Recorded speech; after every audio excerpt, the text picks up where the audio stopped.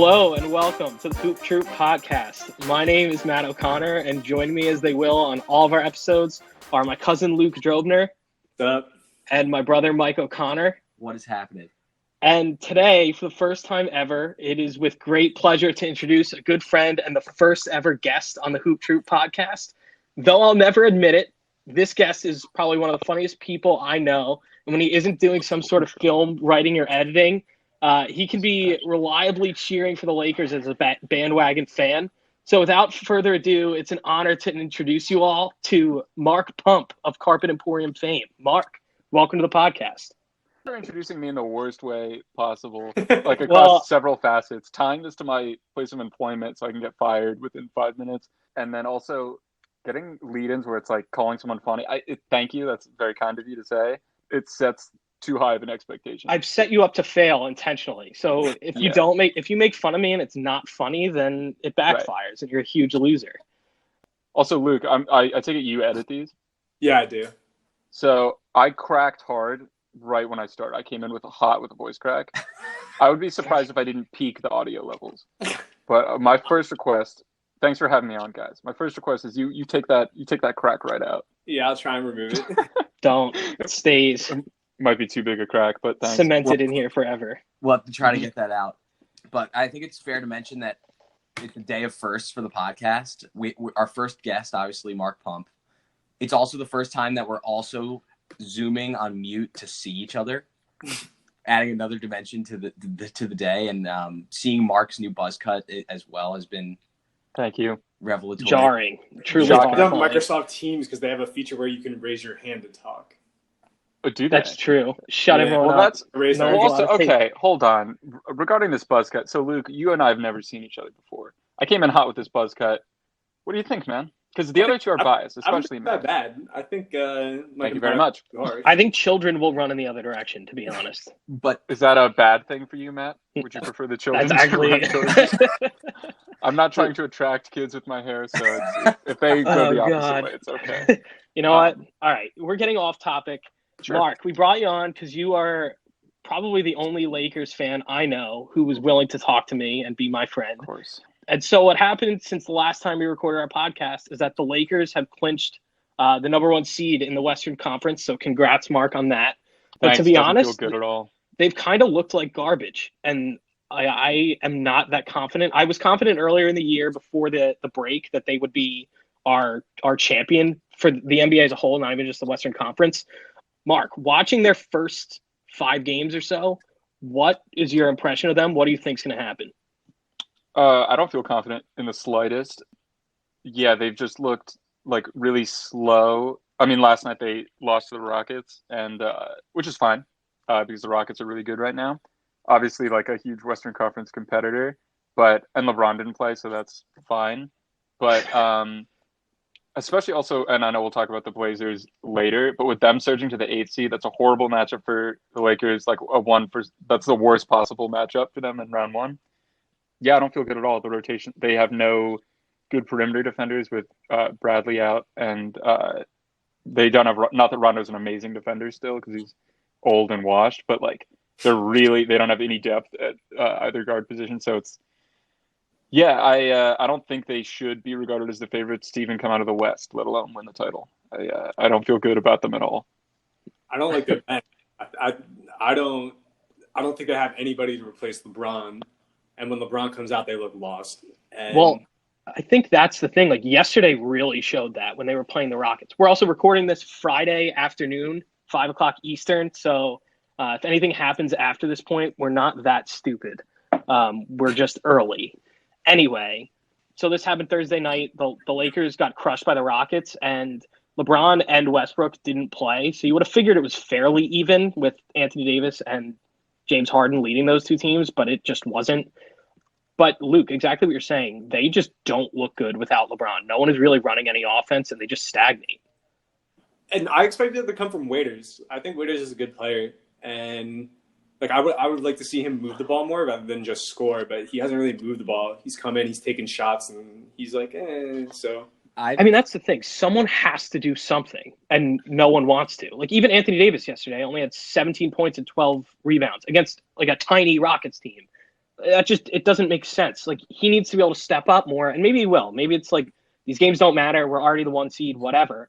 But I don't necessarily see that, and I would like to at least see someone else really showing more of a sense of urgency because they do look like crap. I still think, though, and we can keep talking about the Lakers. I won't go on a Rockets tangent, but the Rockets are handling big men pretty well. Like they shockingly, they stopped Giannis on those 2 critical ones down the stretch when they played the Bucks. I think the speed and scrappiness actually has a potential advantage against power forwards and centers who are a little bit slower, even Anthony Davis. So I think there's something to be said about that in yesterday's matchup, why Anthony Davis had an off game. That's still like a serious double-double. I mean, I think it's worth noting, too, that, say that is true. Say that they are just kind of taking out big men. The Lakers didn't do themselves any favors. They shot 10.5% from 3 last night. So yeah, they've shot in general so poorly from beyond the arc in the bubble. That's the thing. I looked at that and I was like, oh my God, that was egregious. But then I was looking back at the first, and granted, it's a small sample size. I know that. But looking at their first 5 games back in the restart, they're still only shooting 23% from 3 and 41% from the field. They're not shooting the ball well at all. They look terrible. And all right, they've beaten 2 good teams. And I'm saying, I'll air quote good for the Jazz. They beat the Clippers, which counts. But then they lost. Like, they've had some bad losses. When you look at their losses, so obviously they beat the Clippers. They got crushed by the Raptors and looked terrible. Then they beat the Jazz. They didn't get crushed by the Raptors. It was close for a little bit. Like, all right, but by the end, it was ugly. Sure. But then fine. How about the Thunder and Rockets games? Neither of them were particularly good games. Yeah, both of those are large red flags. I mean, they shot the ball super poorly. I do think this is like the time every year with LeBron where it's like right before the playoffs and everyone starts doubting him and say that he's going to get bounced in the first round. And he does kind of coast historically in this part of the season. And also with the Clippers game and also with Anthony Davis against the Jazz where he was pissed off about his previous game and then went out and dropped 42. I do think it's just sort of if LeBron and Anthony Davis for these remaining bubble games are extremely motivated. I think that has a big impact. I'm surprised Davis sucked so much last night though. With LeBron off before, you'd think that they would just feed him. He's really good. Right. You'd think they would feed him, but instead he just sucked. Also, to your point, Luke, about Dion, they do need Dion, and that's just so disheartening. If he gets the ball, he's shooting it every single time. He's never passing it, and when it goes in, great. But they need a Rondo. They need a Avery Bradley. They just need someone to move the ball, and they don't have that when LeBron's off. So no, and the other thing is that you want to hope that Kuzma or someone young is just going to take over and try and do a little bit more of that, but they just don't. Anyone coming off the bench, they're just looking to score. That's all they want to do. Kuzma isn't as bad as people. He's had an okay bubble, Kuzma, defensively and just shooting the ball. He's been better. He still sucks, and maybe that's telling that during the bubble, this is me going, guys, actually improved. What you've seen this past week is a vast improvement over what Kuzma normally does. But yeah, I mean, as a third op, he's not good. It could be worse. Also, Danny Green not shooting well is another thing. He goes cold. Yeah. Right, and that's going to be a huge issue if pretty much the only reliable 3-point option LeBron has isn't on in the playoffs, or at least doesn't turn it on early. They could be in trouble. Like you said, if they face Portland, it could be tough. I'm less concerned about them not shooting the ball well. It's more about getting respect out on those shooters. As long as you get LeBron space, as long as people continue to respect Danny Green, it won't be a problem. But as soon as people start playing off Danny Green, they're like, oh, he's shooting 20%, and they change how they play the Lakers defensively, that's when it'll cause a problem. Right. And I think that's the thing. They probably don't care right now. I know we were saying, if LeBron and Anthony Davis want to turn it on, they can. And I think there's absolutely truth to that. And I think the other thing that really the whole season we've all been kind of saying is that they didn't really run their 2-man pick and roll very much. And I think they're just saving that for the playoffs. And that's truly going to be what their offense is. Because I don't know how you stop it. I don't think you can stop it. So even if they do have a little trouble and they don't turn it on, they don't necessarily find that secondary, ball handler, do they need it? Do they really need it? I don't think so. I mean, the pick and roll, it's funny that I like that they're saving it as if people will not be expecting a pick and roll, as if it's this secret, no one's ever seen this play before. It's very funny to me that it's we can't use it now. I know. Otherwise, people might think that we run the most common play in basketball. I know, They but are it's really going to good work. to do it. It's going to It is going be. to work. I don't know how you defend it. I But think yeah. No, exactly. it's more that, and it's happening in the bubble. I don't know if you guys have noticed it in the past couple of days, because maybe 3 days ago I was watching every single game because I was really into it. But now that the East is obviously set and LeBron clinched the number 1 seed, and there's a little bit of movement in the middle of the West, the exciting games are the ones where Damian Lillard is fighting for his life and the Suns are trying to make a splash. So it's hard. If I'm already not interested in watching the Lakers Rockets because I know that the Lakers are going to not move, it's going to be hard to have LeBron be interested, which is crazy to say. I'm sure he wants to avoid a Ben Simmons. He doesn't want to dislocate his knee out of nowhere. So I have a feeling the Lakers are going to have a weird 5 games into the playoffs. Everyone's going to be talking about how they're all out of sorts, even though Luke mentioned it in our last pod. LeBron turns it on where he's dropping 42 a night at some point, and it's going to start happening, and then everyone's going to be... Yeah, he'll put the league on notice at some point. For sure. Same with Anthony Davis. So Yeah, like watching the LeBron, I mean, his scoring is way down in the bubble, but he's not taking, he's just passing. Like he's just really passive on the floor. So I'm not that concerned because he does turn it on every year, but he's 35 and we're going to say this every year until he retires or really declines, but it's just one of the years he is going to fall off and one of the years he won't be able to turn it back on. Mm-hmm. And it's like, now that they have like a really good shot, or at least in March, they had all the momentum in the world and a really good shot to win everything. One of these years LeBron is going to fall off. I'm just like fingers crossed that it's not this one. It's not. Yeah, or that anytime. Right. Or if it's just if he or AD get injured in any way whatsoever during any point in the playoffs, they're done. They're toast. They're done. If even if they only have to miss like a series or something or 2 series.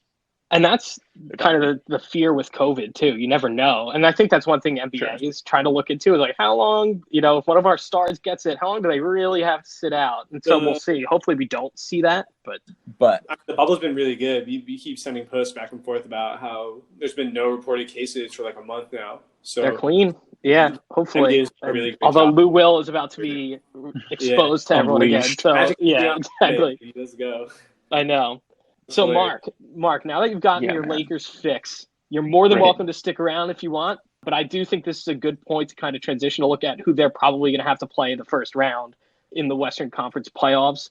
The race for 8th is heating up. We're about there's honestly been, I think, 4 games for every single one of those teams fighting for the 8th spot, and it's kind of shaping up of who we're probably going to see. Mark, you're welcome to stick around to discuss this if you want, or you can. I'll stick around for this race for the 8th. Yeah, cool. It's a race for who is going to bounce the Lakers in round 1. All right. So to set the scene, again, we're recording this at 5:45. So today, the Spurs actually beat the Jazz and have kind of changed their position a little bit. Right now, the way everything stands is the Grizzlies are currently in 8th. They're a half game up on Portland, who is then, I believe now that I'm looking at this, 1 game up on the Spurs, 1.5 game up on the Suns. And then the Kings and Pelicans are both 2 games back from Portland in 9. Let's keep in mind that Oklahoma City is half a game behind Houston at 4, and they're losing to the Grizzlies. No, actually, the Thunder, I'm looking now, the Thunder are up 73 to 86. It's the middle of the third quarter. No, Memphis is up. Oh, God, it's 73 to 86. Can we cut that? Right, so I'll strike a deal with Mark. We'll probably see the Rockets firmly in 4 and the Grizzlies get a game up on the Blazers. Right. Probably. Interesting. I'm still unclear on who's winning that basketball game that Matthew just mentioned. Can you say that again? The Grizzlies are winning. The Grizzlies are up. I'm just dumb and can't read. And who are the Grizzlies playing right now? The Thunder. Oh, wow. Okay, cool. Right. So this would be Grizzlies. huge. Yeah, the Grizzlies haven't won yet. And that's kind of why I was, honestly, most of my notes going into this were that the Grizzlies have to play the Thunder now, then the Raptors, Celtics, and Bucks. And realistically, they could have lost every single one of those games. Like, I wouldn't have been surprised if they went 0-8 in the restart, but it looks like they're going to get a win, which, thank God, which honestly might be enough to at least keep them into the play-in. Because if they're right now, say they're a game and a half up on the Spurs, 2 games up on the Suns, they would have to go 1-3 then for any of them to realistically vault them. They would, assuming they all go undefeated, then they would jump them. But this might be enough to keep them in 9, just winning this game alone. Yeah, plus with the Bucks already clinching the 1 in the East, or the best record in the East, like, who knows if Giannis will play the full game or how much they'll rest like him and Middleton in the starters. And I think that can be said for the Raptors-Celtics games as well there, because the East is pretty much solid now. Like, I don't think there's going to be much change. Maybe at the bottom with the Nets and the Magic, but that doesn't really matter. And maybe the Sixers throw something together with just Embiid, but I don't. The Sixers should stay at 6. If the Sixers move up to 5, they have to play the Heat. Right. Yeah. And it'll be terrible for them. There's I can't see the Sixers beating the Heat in a 7-game series. Right. And that's the Heat play so many different types of defensive schemes, and they're so good at playing zone defense. It's just I can't see the Sixers out shooting the zone. So right. And I think that we're going to get to that a little bit, because obviously talking about the Ben Simmons injury, I think we have to look at, the Sixers' future. But for now, looking at the bottom of the 8th here, or the bottom of the West, who realistically, because I think as of now, it probably stands to reason that the Blazers will probably vault the Grizzlies and land in 8th. Does anyone necessarily see an alternative to that? Does anyone think the Grizzlies hold on or someone else climbs? What's Portland's remaining schedule? The Blazers. Portland they have to play the Clippers, the Sixers, the Mavericks, and the Nets. Oh, okay. I mean, they could win 2 of those games easy. I think the Mavericks is a tough game, but definitely they could win that easy. And the Nets, they're going to beat the Nets. So right, probably, which is why the Grizzlies winning this game is massive, because if the Blazers had just won 1, they would have jumped them. So I don't necessarily know that the Blazers will lose more than 2 games here, but I also think it's totally possible, because the Mavericks have looked good. They just keep losing close games, and as much as it pains me to say it, Kristaps has looked good. He's looked sick. He's been great. Get at it. All right, whatever. Fine. It's about Luka. But that's the thing. I mean, they're both playing well and they keep losing. I mean, their defense sucks. Yeah, they're giving up so much. The Mavericks have won 1 game. They're 1-3 so far in the restart, and I guess that's fine. But I think it's reinforcing why they're the 7th seed. Yeah, they clinched the 7. I don't think they're expecting a crazy year. I don't even think they thought they were going to make the playoffs, or maybe they did. But I mean, when you think about the Mavericks and you try and put expectations on them from the beginning of the season, you don't really expect much out of a second-year Luka Doncic and a comeback Porzingis, right? You kind of expect them to be a 7 through 10 team, right? So their expectations are right on point. And I mean, it sucks they're going to have to play the Clippers, but they played the Clippers and that was a close game. So they might be able to make the series interesting, but I still think, though, the Blazers, the reason they were where they were when the season had ended in March, I feel like was all injuries. It was circumstantial because of Nurkic being injured, Gary Trent. Yeah, it's insane. I mean, he's blossomed and he's actually really good. He's been super consistent through the bubble, at least. I just feel like the team is way more solid than being a fringe 8th seed. They're way better than that. Which is why it sucks so much for the Lakers. It's so bad. Blazers are so much better than their record with Nurkic back. Yeah, I think Damian Lillard actually is officially back. He was a little slow in the beginning of the first couple games, but yesterday, 42 and 11 for 20 from 3 or something like that. Maybe even less than 20 attempts. But Nurkic absolutely baptizing Bol. That highlight was crazy. That ruled. Bol got him back, but Nurkic moved out of the way. Yeah. I just think the Blazers are way better than what their record says. So they're gonna definitely vault, get the 8. So I think that's a good point. I think we're all kind of set on the Blazers being the real threat here to get the 8th spot. Who do you think forces the play-in? Is there any scenario where you see that it's not the Grizzlies? And if it is, who do you think it is? I want to say the Grizzlies, but we listed out the remaining schedule, and I'm not confident in them to win enough. The Suns have looked crazy. Devin Booker's been really, really great. And as much I don't want to see the Spurs make the playoffs only because they're without Aldridge, and I don't think the team they have out there is a competitive team. But Popovich is a great coach, and they still have DeRozan, who we all like to kind of throw in the backseat and say he's okay, but he's a really good player. So realistically, it could be Grizzlies, Suns, Spurs.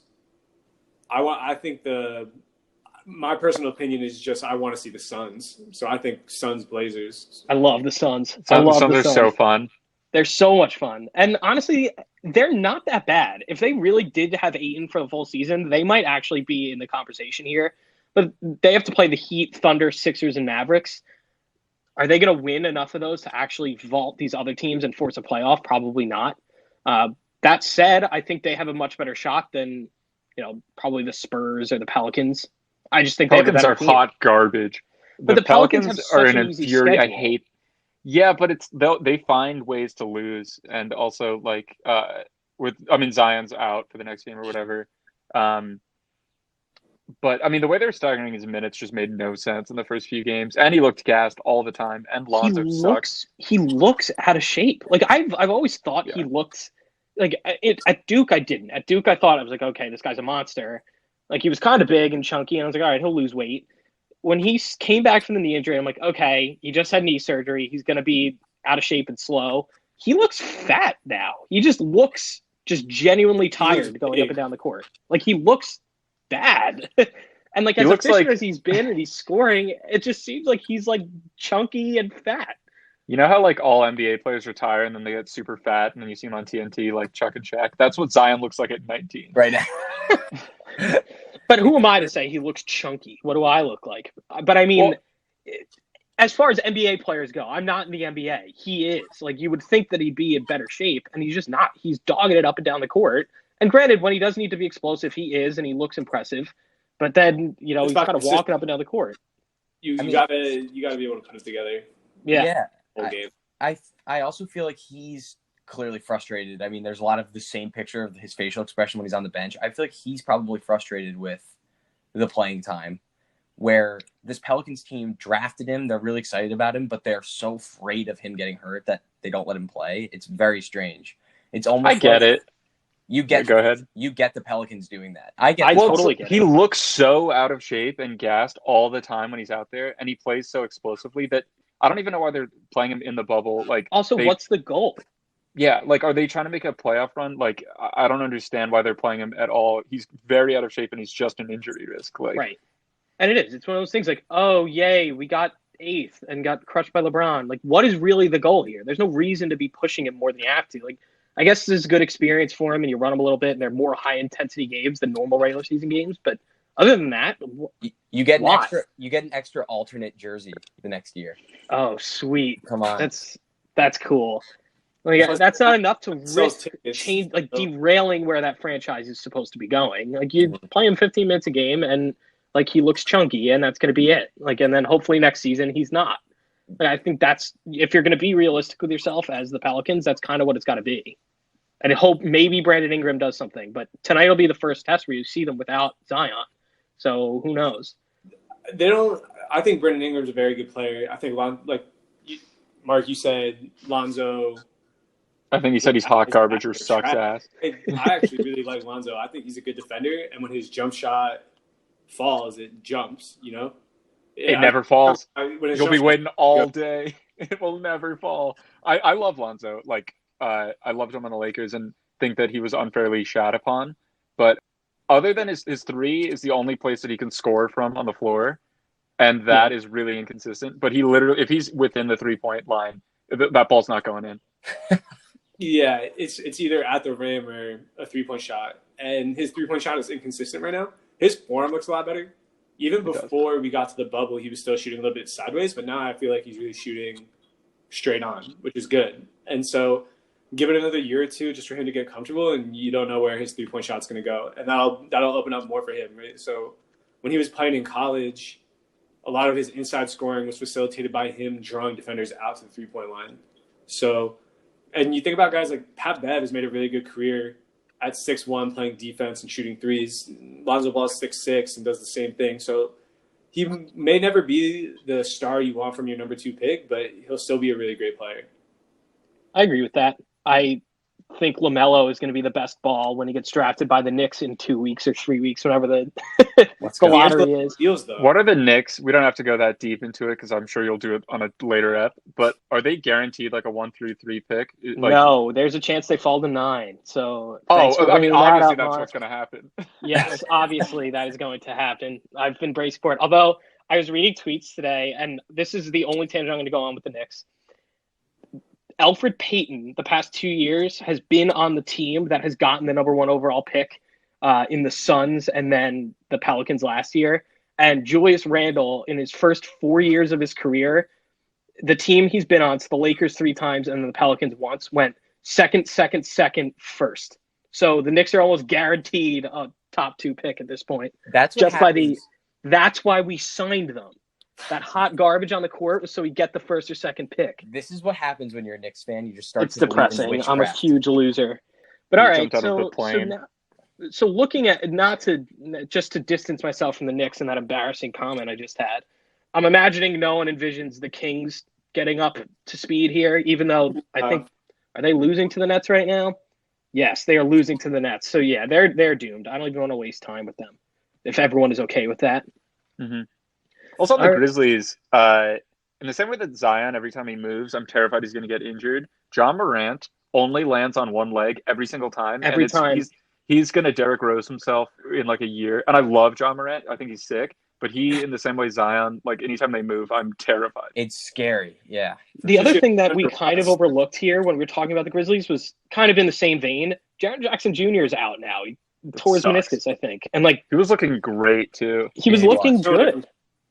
Yeah, and so that's another reason why I just don't have a tremendous amount of faith in them, and that's why they just beat the Thunder the third quarter's ended, but they're up by 20 against the Thunder. So maybe they can make something work without him. I just think probably not. And then, yeah, if Ja Morant lands wrong, it's bad news because he is so reliant on that explosiveness that he could absolutely just blow out early on. So with that, I think that's a good summary of what's happening at the bottom of the West. Mark, thank you for joining us. Stop trying to get me out of here, man. Well, I don't know if you want to stick around. If you're horrified about what's going on. What's the next topic? I don't like. So I want to transition now because we've kind of just dominated the Western Conference a bit. I want to switch gears and look at kind of the middle of the East since things are kind of settling in there. And I specifically want to talk about Ben Simmons' injury and what that means. Kind of for really more the playoff picture than anything else. Luke, you're shaking your head. I like Simmons getting injured is low-key a blessing for the Sixers. And I wouldn't say that. Yes. I wish people could be on our Zoom because Luke just said that, and me and Mark at the same time go. The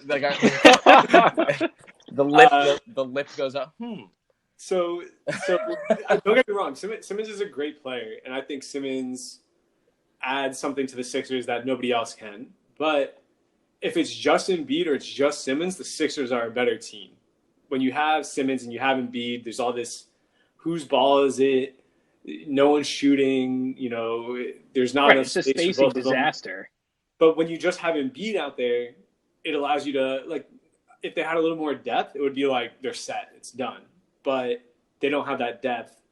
And so it'll hurt them a little bit when they don't have Simmons out there. But it says, like, dump the ball into Embiid. Embiid's going to get us a bucket.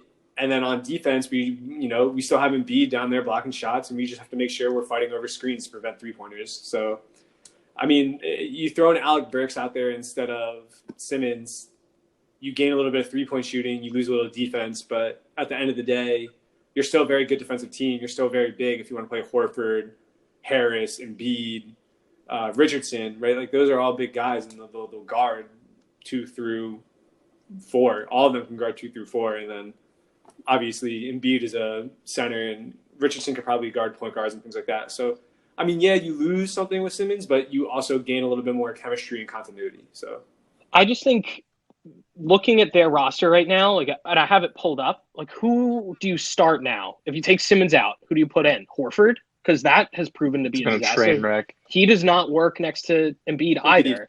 No. And so does that mean you just go smaller? Do you put Harris at the 4 and just play smaller? Who's their backup point guard? Who's I mean, Shake Milton they're is starting playing point Shake. guard. Yeah.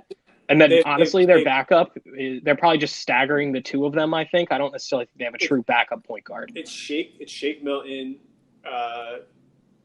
Josh Richardson. I can't remember his first name. Yeah.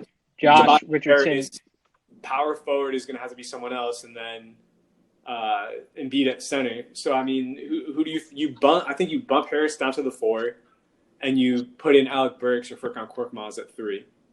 I guess, and you get a little more shooting if you put in Korkmaz. That's what Not I mean. that I love him. Burks is a shooter as well, but Burks can also take people off the dribble, which is why I think you put him in the starting lineup. It's interesting. It's obviously not promising though. Like if I'm the Sixers, I'm not like this is a worst case scenario for me. You don't want to lose him. You don't want to lose Simmons, yeah, but I still feel halfway decent about what team I can put out there. And if Brett Brown is smart about the rotations, I think they'll be fine. I still think they can be a competitive playoff team. Maybe they're not. That's a huge if. Like Brett Brown is such a goddamn clown. I don't know how much people are going to trust Brett Brown. I don't trust him with anything in the world. I don't, but I do think that you can just let Embiid go. The same way we were saying that Anthony Davis should have just gone off against the Lakers or against the Rockets. Off. He would happily go for 40. There's no excuse. If you just feed him down low, he's gonna do well. And like maybe that wins, maybe it doesn't. It's probably the best formula you have right now without Simmons. Like you don't really have someone to facilitate an offense. As much as I like Tobias Harris, like he doesn't scream that. Well, he hasn't all season. Embiid is still a good passer, right? Which is like you just play a post-centric offense now. You dump it into Embiid. If they double Embiid, they'll find a shooter. If you can't find a shooter, you move the ball and you make the defense scramble. You get a bucket, and they can do that. If they put in someone like Alec Burks in, they can scramble a little bit. All of them can now dribble. Like that whole team, including Embiid, can put the ball on the floor and dribble. So tonight is going to be the first test of that because they're playing the Magic tonight, which they are a pretty balanced team. And granted, they have bad injuries themselves with Isaac and Aaron Gordon hurt. But I think it'll be a good experiment where Embiid is going against a stronger center in Vucevic, and they can kind of experiment a little more and probably still win. But that said, looking at the rest of the Middle East here, so say they end up in 6th, which realistically seems like the most likely scenario. Maybe they vault the Pacers. They're only a half game back there. If you're them, would you rather play the Boston Celtics or the Miami Heat if you're in 5 or 6? One of you guys could go first. I don't know who I'm going to say. To me, it's like they're going to get spanked either way. Like without Simmons, it's just like, and even with Simmons, it's such a weird Sixers team, and like especially like their home versus away record, like they're just so up and down. And Brett Brown is asleep at the wheel all the time. I'm just like, it's just such a weird team. See, I don't think they're just going to get spanked. Maybe I'm crazy. And the other thing is that it does seem like Simmons is going to be out for the first round at a minimum, and he'll probably be available in the second round. But I think if you're them, you want to play a less complete team. Like you want to play a team with a hole. The Heat, to me, don't feel like a team with a glaring hole. They don't have as much star power to necessarily get them over the hump. The Celtics don't have a center. It's almost like a match made in heaven for you to actually want to play them. If I'm the Sixers right now, that's my goal. Get to play the Celtics and just let Embiid just destroy Tice and Cantor.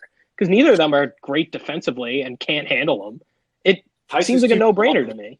And like I could see Tobias Harris guarding Jason Tatum well, and they do play well defensively. They're not deep, but the Celtics aren't deep either. We've talked about that. Yeah, like, if you're in Brad Wanamaker minutes, it'll be a problem. Exactly. That's why, like, I think them falling in at 6 and not having Ben Simmons might be the best thing that could happen to them. Like, I could see them upsetting, getting through a first round, and then you're probably ultimately going to have to then go play the Raptors, where you'll lose. You win a series. They are not going to beat the Celtics. Like, I don't know why. They're not going to beat the Celtics. The Celtics haven't looked great either. But they're not going to beat the Celtics, but they weren't going to beat the Heat either. So, like, I think they would have lost either way. I agree with you that the Celtics are probably a better matchup. It's a more hopeful matchup for them. But I think Jason Tatum and even Jaylen Brown wind up overpowering every other position that isn't Joel Embiid, you know? Same with Kemba. I think You don't think we're going to get the Horford revenge series? No. Just spank the Celtics I know for disgracing him? We've been waiting for the Horford revenge series. That's all what we season. need. Yeah. Horford is off for like 50 a game. You never know. But he's been saving it all season. The other thing that I think about the East is that the Sixers dropping to the 6th seed is the best thing that could have happened for the Heat as well. Like, I don't think the Sixers would have beaten the Heat, but I think that would have been tough for them because Bam's undersized. I think this could be a serious road to the Eastern Conference Final for the Heat, to be honest. I think they match with the Raptors really well if they can get by the Pacers. They were up by 20 to the Raptors and blew it when they play the Bucks or whoever's at 8, which will probably be the Nets. At the 4-5, am I mistaken? Yeah, 1-8. I'm wrong. It's 4-5 in the second round. I'm wrong then. They can't get to the Eastern Conference Final then. Nope, they're toast. But I'm glad you brought up the Pacers because we have to talk about TJ Warren just a little bit. What the hell is going on? I don't understand it. We were joking on Sunday about how he scored 53 or whatever, and he just keeps doing it. Granted, I think last night he didn't have a good game against the Suns, but still, like, he is on a mission right now. And the Suns I saw a report that Sabonis is nursing like a foot injury, but he's trying to come back for the playoffs at some point. If he's there for the first round, which I don't think he's going to be, it might be more like second round. Is there any chance they can advance and maybe see some Sabonis action? The Pacers advance to the next round? Yeah. Do you think that they can get through the Heat? Realistically, if they fall at 5. I think Jimmy Butler owns TJ Warren a little bit. They have to fight. And so I think when Jimmy Butler matches up against TJ Warren, I don't think TJ Warren's going to be the bubble goat he's been. So, like, it's blasphemous. I don't think that's blasphemous. I think Jimmy Butler's going to come out and be like, "You literally cannot guard me, and I'm going to lock you down." And like that's just Jimmy Butler in the Heat. So I do think we're underselling the Pacers, though. Like they're very good. Like TJ Warren is really more of an afterthought on that team. They have so many other weapons that we're not mentioning. Brogdon, Turner. They have Brogdon, Turner, Oladipo. I mean, the fact that Oladipo is the third one out of our mouth is the fourth, including Warren, is pretty scary. Yeah, but Oladipo hasn't looked good for most of the season. Plus, you don't really know where his heart is. So, like, I think Oladipo is a good player, and I think he's out there playing as hard as he can for his teammates. But at the same time, you think about KD leaving the Warriors. Like, his teammates weren't happy with him, even though there were just rumors at the time that he was leaving, right? It still puts a little bit in your chemistry. So, yeah, we say Oladipo, but he hasn't looked good when he does play, or he hasn't looked like Oladipo when he does play. And then, are his teammates 100% on board with him? That's the other thing. So, yeah. And also there's like church bells going on outside. I don't know if that's going to be in the pod. They're going to be probably, but. Can we edit louder church bells in over please. The top of that? Like deafeningly loud. We always needed background music, so maybe steeple bells will be good. But or just capture the crossover between the basketball and religious markets. Because that's exactly what we're going for. Mm-hmm. I think if Leaf is a consistent guy in your rotation, which he is for the Pacers, TJ Leaf's not bad. I'll die on that hill. He's not bad at basketball. Like, I think he could be a valuable piece on a contender. But he's Leaf. Like, But here's the thing. If you're the Lakers, would you not take Leaf? If you're the Lakers, you take anyone. Like, yeah, see, exactly. You take absolutely anyone. They have no depth whatsoever. Leaf could help the Lakers win a championship. The Pacers just don't have enough on the top. Leaf is valuable. Like, I don't like this Leaf hate. TJ, maybe played 2 minutes last game. Why are we saying he's part of the rotation? Oh, that's a good point. He didn't play that much last game because I was watching one Pacers game, kind of side-eyeing a Pacers game, and saw that he was just on the court a lot. I was like, the guy from UCLA, wow. But that might be unwarranted Leaf shade that he only plays 8 minutes a game. Valuable minutes. Lakers would take him in a heartbeat. Yep. He's not bad though. I'm looking at his career stats. The Lakers needed Darren Collison. Yeah, they really did, but Scientology kept him instead. That's exactly. Lakers they're gonna get bounced in like the second round. It's gonna suck. Probably no. But anyway, looking at the NBA now, I'm checking the scores again. We have the Nets up on the Kings, and the Grizzlies keeping their lead over the Thunder. So it looks like that's going to stand. I don't think a tremendous amount will change in the last 4 games for the middle of the East because there's probably not enough variability. That said, I do think the Sixers have a lot they need to look at, and I think they need to experiment with a lot of different rosters, and that starts with their game that kicks off in about 20 minutes. But I think it'll be a wide open Eastern Conference for some of these teams, at least in the first round, because if a team gets hot, they've shown they can go off. Look at the Suns beating all these good teams. So I think that, at least for myself, I can confidently say that I trust the Embiid Sixers potentially coming out of the East if they can find some stroke of genius. Oh, that is a Right. guard. Oh no! It's almost as bad as your I stayed haircut, for Mark. this. Almost That's as fine. bad as your haircut. The Embiid and Simmons, the Sixers coming out of the Simmons will come back. They Well, won't get yeah. Bucks if they don't have Simmons.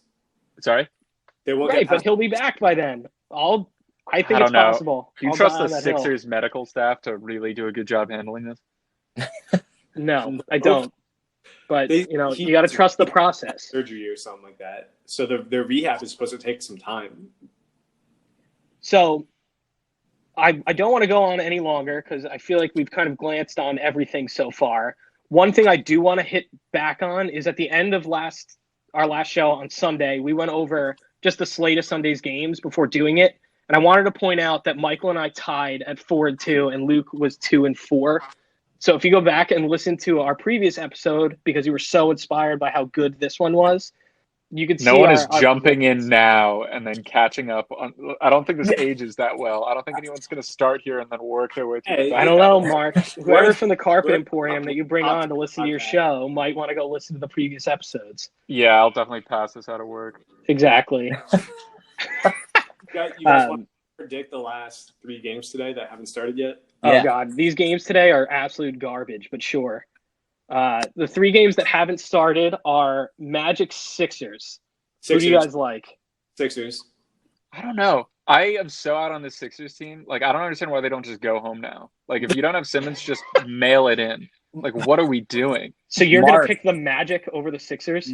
I'm picking the Magic over the Sixers tonight. Oh my God! No, I guess I'd take the Sixers. Look, I've been driving the Ben Simmons hate train for decades now. Like I don't even know. and now he's gone. This is your time. He's got but I mean, like, I think both Luke and Matt at one point have said like them losing Simmons is not the worst thing in the world, and I've just like I'm just shocked. My jaw's on the floor. He's their second, depending on how you look at it, best player second. I think Embiid's better. But I just think they're just so much worse without him that, I mean, they could totally get bounced in the first round. And you have Brett Brown coaching. Is Brett Brown going to do a good job, like, filling the hole in the rotation? Probably not. No, I have no faith. Anyway, Pelicans Wizards. This is just great. And a Zion-less Pelicans team tonight. I'm still going Pelicans. Yeah, Pelicans. I want to hope the Wizards can win, but I just don't think they can. They're so bad. No, I'm going Pelicans. I think we agree here. Yeah. And then the only good game of the night and potentially the second round matchup in the Western Conference, Raptors-Celtics. Who do we like? I think the Raptors take it.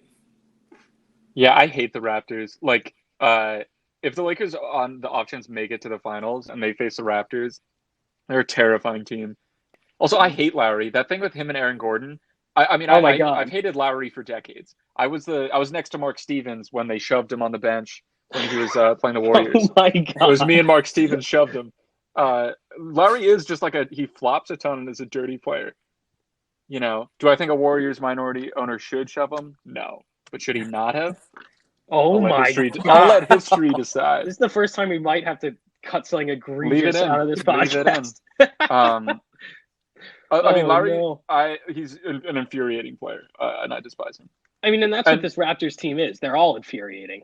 Like, they're all just so great. annoying at every position. Even like Marc Gasol to Kyle Lowry, every position they're just annoing. I like the Raptors in this game. This game, if it was a high-stakes playoff game, would be such an awesome one to watch, for sure. Mm-hmm. But I think the Raptors are going to win, too. Yeah. I think the Raptors are going to come out of the East. Wow. They look so good. They And do I'm look not, I good. don't fear the deer. I'm not afraid of Milwaukee. Say, Giannis will not allow himself to get walled again. I don't know. I Until he feel does is the thing. I don't know. And Nick Nurse rules. He They got to does carry the rule. dead weight that is Kyle Lowry. But other than that, there's no holes in that team. I love Kyle Lowry, so I can't believe you're trash talking. Spice him. Literally Yeah. on our last episode, Luke was saying his player comp is Kyle Lowry. So you're not only Brutal. insulting Kyle Lowry, you're just hitting Luke in the face right now. The Aaron Gordon thing was so funny because that was objectively a cheap shot that got Aaron Gordon injured. Yes. And Aaron Gordon was furious at Kyle Lowry, and Kyle Lowry responded like with his hotel room number. I know. That's really funny, but it's also even funnier when you commit a dirty play that injures a guy and you are like you proceed to talk trash. And Like, you're the one who would probably get your ass kicked if he showed up at your hotel yeah, room if Aaron door. Gordon showed up at your door to beat you up. It's like he ran someone down with his car and then got out and like It's spat. not the fact that he would get beat up; it's the fact that he didn't back down. See, Luke is going to get the next O'Connor family basketball game. Luke is going to start having fist fights with our Uncle James. Nah, Uncle John, bro. Uncle John will get out there and start saying something that I can't handle. And that's it. Just dirty shots. Break your Your dad's knees. still doing that. He's still doing that push-up challenge. Oh, hopefully not. It's been Thank long. God, no. Yeah. I was gonna comment. I was gonna start some beef with him. You should 'cause have. Me and Mr. O'Connor have kind of a history, but his form is pretty wide on those push-ups. It's impressive that a man in his presumably 70s is doing that many push-ups, but very, very wide, and that's fine. I hope he listens to this podcast. I want you to play this. Like, I'll literally make sure he grab hears it. Take your phone, put it right up to his face, and go, "Hey, Mr. O'Connor, you remember me? It's your worst nightmare, buddy. Get me and Mr. John O'Connor in a room together. Star of The Irishman, John O'Connor. Get him in a room with me, and we'll do push-ups. We'll do a push-up battle. Yeah, nice. Oh, I'll do God. it. That is the last push room up. I want to be in. Oh, I'll push-up battle him any day of the week. Oh, God. All right. If I can correct his form. Before this gets any worse, I think we should probably end it here. Thanks, everyone, for joining in and listening. I hope you enjoyed our horrible first guest, Mr. Mark Pump. Yeah, it didn't go as well as I wanted it to. If you have any film work or film editing, go find him, Mort Pond.